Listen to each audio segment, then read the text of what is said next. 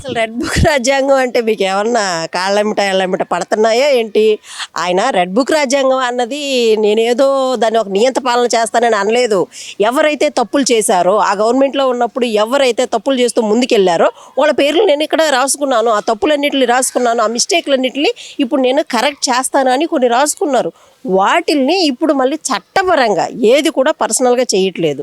చట్టపరంగా వాళ్ళకి ఏవైతే శిక్షలు ఉన్నాయో లేకపోతే ఎంక్వైరీలు ఉన్నాయో వాటిల్ని ఆ ప్రాసెస్లోనే వెళ్తున్నారే కానీ పర్సనల్గా దేన్ని తీసుకొని వెళ్ళట్లేదు.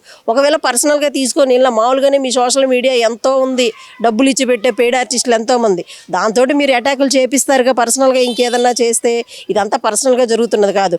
మీరు చేసిన తప్పుల్ని ఆయన రెడ్ బుక్ ఒక బుక్లో రాసుకుని దాన్ని రెడ్ బుక్ అని పేరు పెట్టారు కాబట్టి ఆ పేరుంటేనే మీకు గజగజ ఉనిగిపోతున్నారు. మరి ప్రధానంగా చూసుకుంటే రీసెంట్గా ఏపీ లిక్కర్ స్కామ్కి సంబంధించి గత ప్రభుత్వంలో జరిగిన లిక్కర్ స్కామ్ సంబంధించి మాజీ మంత్రి కారుమూరి నాగేశ్వరరావు గారు తన కొడుకు సునీల్ ఇద్దరిని కూడా అరెస్ట్ చేయడం జరిగింది.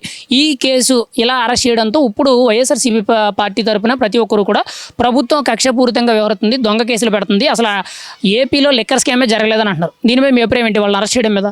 సార్, ఏపీలో లిక్కర్ స్కామ్ అనేది ఖచ్చితంగా జరిగింది. ఎందుకంటే మీరు తీసుకొచ్చిన పిచ్చి బ్రాండ్లు మీ ప్రభుత్వంలో ఉన్నప్పుడు ఎంతోమంది అమాయకులు పిచ్చి బ్రాండ్లు తాగి చచ్చిపోయిన వాళ్ళు, పాపం ఎంతోమంది కాపురాలు, ఎన్నో వీధులు పడ్డ వాళ్ళు ఎంతోమంది ఉన్నారు. కాబట్టి అదే ఒక నిదర్శనం లిక్కర్ స్కామ్ అనేది. ఇప్పుడు కారుమూరి నాగేశ్వరరావు గారు వాళ్ళ కొడుకులు వీళ్ళు అరెస్ట్ చేస్తారంటే ఖచ్చితంగా చేస్తారు.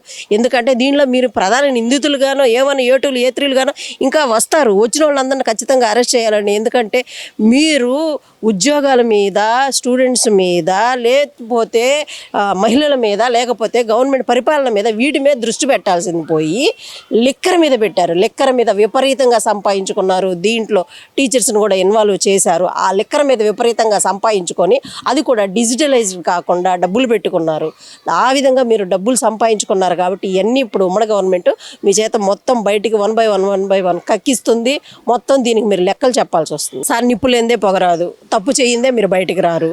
సో మిమ్మల్ని అరెస్టులు చేస్తున్నారు అని అంటే మీ మీద ఎంక్వైరీలు వేసే ఉంటారు. ఎంక్వైరీలు వేసిన తర్వాతే మిమ్మల్ని అందరిని బయటకు లాగుతున్నారు. మీరు అందరూ నోరు మూసుకొని ఉన్నారు, అతన్ని వ్యతిరేకించట్లేదు, అతను అసలు కోర్టుల చుట్టూ తిరుగుతారు లేదా పోలీస్ స్టేషన్ చుట్టూ తిరుగుతున్నారు అని అంటే ఖచ్చితంగా మీరు తప్పు చేశారని, మీ తప్పులను వాళ్ళు బయటకు లాగుతున్నారు అని అంటే ఖచ్చితంగా లిక్కర్ స్కామ్ జరిగింది. ఏపీలో చాలా చాలా కల్తీ మద్యం ఏరులై పారింది. ఆ పాప మొత్తం ఖచ్చితంగా వైఎస్ జగన్మోహన్ రెడ్డి గారికి తగులుతుంది. ఇన్ని కుటుంబాల ఇది కూడా శాపం కూడా మీకే, ఆ ఉసురు కూడా మీకే తగులుతుంది. ఫైనల్గా అయితే మీరేమంటారు? 2029లో ఎవరు ముఖ్యమంత్రి అయితే మంచిది? అంటే ఎక్కువ శాతం ఇప్పుడు సోషల్ మీడియాలో విస్తృత ప్రచారాల్లో జగనే మళ్ళీ సీఎం అనేటట్టు ఇటువంటి నినాదాలు తెర మీద తీసుకొస్తున్నారు. విపరీతంగా ప్రచారాలు ఎక్కువ జరుగుతున్నాయి. మీ అభిప్రాయం ఏంటి? వ్యక్తిగతంగా మీరైతే ఏం చెప్తారు? ఎవరు సీఎం అయితే బాగుంటుంది 2029? చంద్రబాబు గారా, జగన్మోహన్ రెడ్డి గారా? సార్, 2029లో మళ్ళీ కూటమి సీఎం ఎవరు అనేది మాత్రం నేను చెప్పను, కానీ కూటమి ప్రభుత్వం మాత్రం ఖచ్చితంగా మళ్ళీ రన్లోకి వస్తుంది. ఎందుకంటే వాళ్ళు వచ్చిన దగ్గర నుంచి ప్రతి ఒక్క శాఖ మీద దృష్టి పెట్టారు. ప్రతి ఒక్క శాఖ నుంచి న్యాయం జరుగుతుంది. జగన్మోహన్ రెడ్డి గారు రావాలంటే ఆయన ప్రభుత్వంలో ఆయన ఏమైనా చేసి ఉండాలి. ఆయన ఏం చేయలేదు కాబట్టి 11కి పడిపోయాడు. అలాంటి ఇప్పుడు ఉమ్మడి గవర్నమెంట్ వచ్చిన తర్వాత అన్నీ చేస్తున్నప్పుడు నువ్వేం చేయలేదు అన్నప్పుడు, నువ్వేం చేయలేని దాన్ని వీళ్ళు కళ్ళగట్లు చూపిస్తున్నారు. మేము ఇది చేస్తున్నాము అని ప్రజలకు చూపిస్తున్నప్పుడు నువ్వు రావడానికి సోర్స్ ఎక్కడుంది?